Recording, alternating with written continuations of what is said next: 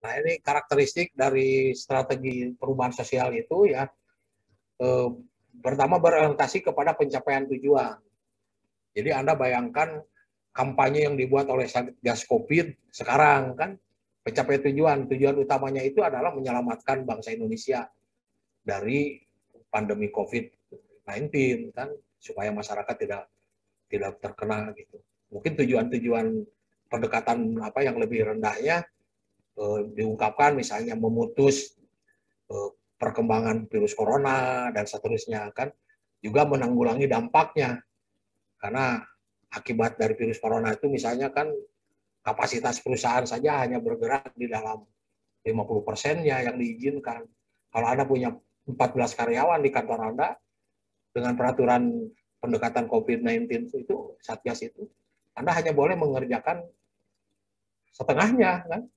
Setengah kapasitas Anda yang 14 orang, itu 7 orang. Ada yang langsung diberhentikan, sisanya itu, ada yang langsung diubah tata caranya menjadi sistem shift ya, bergiliran. Misalnya yang ada tetangga punya perusahaan, dia tidak tega mem-PHK anak buahnya, tapi dia sekarang kan wakil-wakil buruh di dalam perusahaan juga sudah cukup vokal, mereka tawar-menawar gitu ya. Mereka mau di PHK, tapi boleh mendapatkan jatah pekerjaan hanya setengah. Jadi biasanya 1 bulan dapat full 30 hari kerja, hanya dikurangi menjadi 15. Tapi itu berakibat kepada kekurangnya pendapatan. Karena biasanya dapat 30 hari kerja, hanya dibayar 15 hari kerja. Berdampak pada, atau berakibat, bukan berdampak, berakibat pada pendapatan menurun, dampaknya justru kepada daya beli nantinya kan, semakin susah masyarakat. Bahkan ada yang di PHK, Anda bayangkan, kehilangan pekerjaan, kehilangan pendapatan. Bagaimana dampaknya terhadap kesejahteraan keluarganya kan gitu ya. Jadi maksud saya kampanye itu ya berorientasi kepada pencapaian tujuan.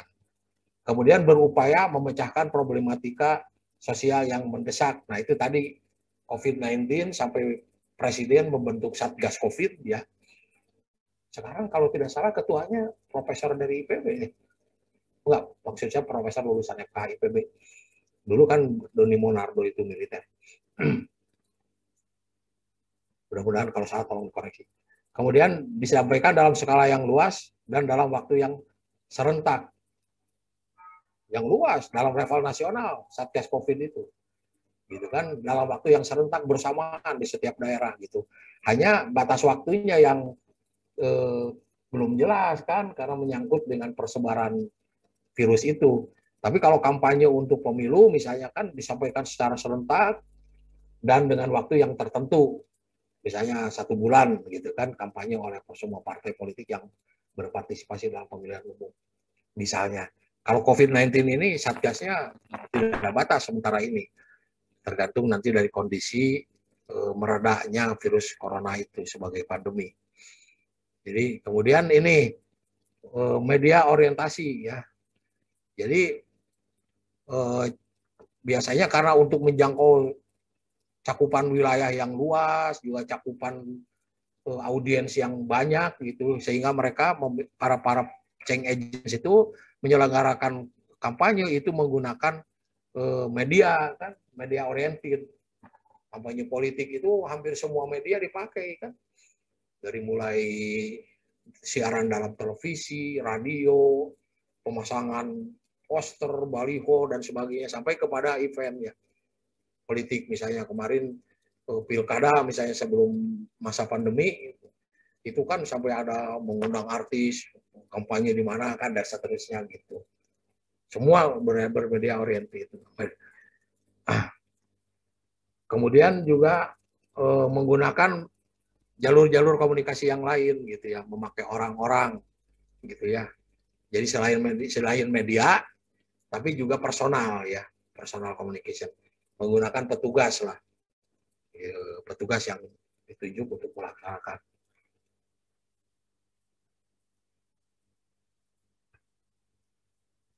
Nah, karena bersifat media oriented, maka efektivitasnya dipengaruhi oleh pertama kemampuan monopoli media massa dari pihak change agents itu.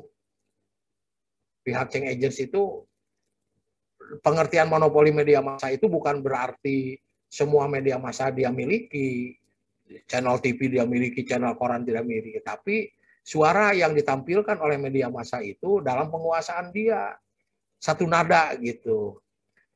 Misalnya sekarang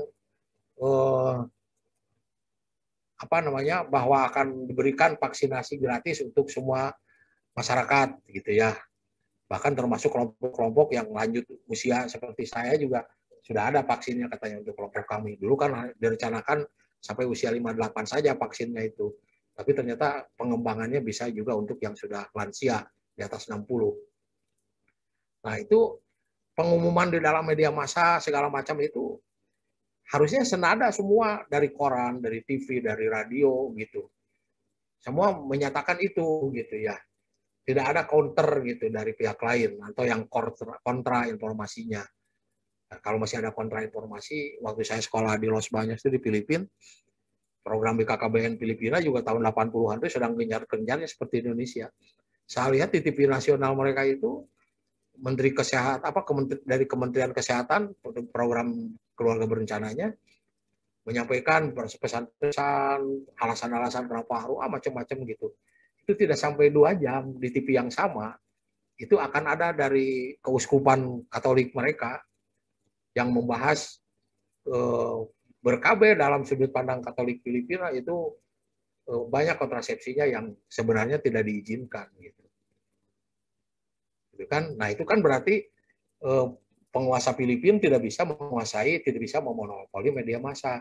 Berbeda halnya di Indonesia, ketika pemerintah sedang menggencar-gencarnya dengan program KB, sehingga badannya saya disebut badan koordinasi, semua departemen dilibatkan, semua instansi non departemen dilibatkan, sampai ada Kapolda ulang tahun juga ada program safari KB-nya segala macam gitu, yang Kementerian Kehutanan ulang tahun juga sama gitu ya, semua harus terlibat.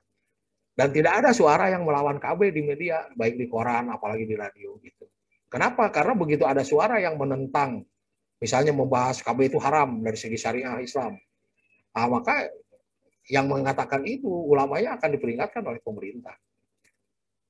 Bahkan bisa hilang gitu ya.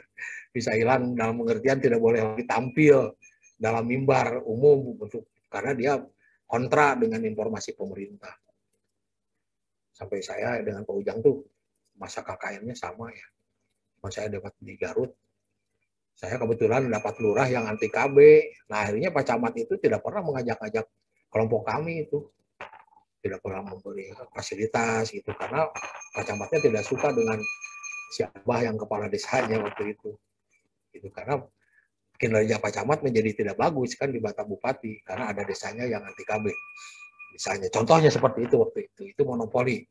Nah, kemudian yang perlu diperhatikan tuh ini, di dalam misalnya Anda melihat kehebatan komersial marketing gitu ya, produk apapun kok jadi laku di masyarakat, kok tiba-tiba kita merasa sangat membutuhkan. Sekarang wanita yang berjilbab, misalnya yang berkerudung gitu ya, merasa tidak afdol kalau berkeramas tidak menggunakan sampo khusus rambut yang dikerudungi gitu. Dulu kan tidak ada kebutuhan itu, berarti kan luar biasa ini. Misalnya, atau ada merasa kurang pas kalau ke kelas atau ke pertemuan dulu ya, zaman masih offline bebas, kalau tidak memakai pewangi atau segala macam lah, sebagai korban dalam tanda kutip dari iklan gitu ya, iklan produk. Kenapa bisa begitu mudah? Karena yang terjadi di dalam komersial marketing itu adalah penyaluran, pengalahan perilaku, bukan mengganti perilaku secara radikal. Kalau di dalam banyak kegiatan perubahan masyarakat seperti penyuluhan pertanian, penyuluhan kesehatan, penyuluhan lingkungan hidup, itu banyak yang bersifat radikal, mengubah kebiasaan. Iklan pasta gigi itu bukan mengubah kebiasaan dari biasa tidak menggosok gigi menjadi menggosok gigi. Mereka hanya bergerak, gunakanlah pasta gigi, jadi kepada orang-orang yang sudah menggosok gigi tentunya. Gunakan pasta gigi ini, jangan pasta gigi itu, karena Anda muslim, ini pasta gigi kami tidak memakai ini, gitu kan. Jadi hanya menyalurkan saja, jangan gunakan sabun X, gunakan sabun Y gitu, karena sabun Y bahan kimia utamanya tidak merupakan karsinogenik, tidak menyebabkan kanker misalnya. Sementara yang X diduga bahan utama sabun itu bisa menimbulkan kanker atau karsinogenik. Jadi hanya menyalurkan. Tapi di dalam perilaku masyarakat, bayangkan pada pada pada era pandemi COVID, kita yang biasanya bersilaturahmi ke keluarga, bahkan dalam syariah Islam itu salah satu kewajiban utama, bersilaturahmi ke ayah bunda, ke saudara sekandung gitu kan. Tiba-tiba kita dilarang. Itu kan bukan menyalurkan, tapi radikal melarang gitu, walaupun bisa disalurkanlah silaturahminya dengan menggunakan video call. Itu contoh ya. Jadi sehingga akan sangat lancar perubahan-perubahan itu kalau sifatnya hanya menyalurkan. Tapi kalau yang radikal mengubah secara secara secara ekstrim gitu, dari tidak melakukan menjadi melakukan atau sebaliknya, dari biasa merokok tiba-tiba Anda tidak boleh merokok di ruangan ini. Begitu keluar masih ada tulisan area dilarang merokok dan seterusnya. Anda bisa susah sekali. Jadi tidak mudah maksud saya keunggulannya. Yang ketiga ini komunikasi media massa dan interpersonal. Tergantung dari perkembangan masyarakat gitu ya.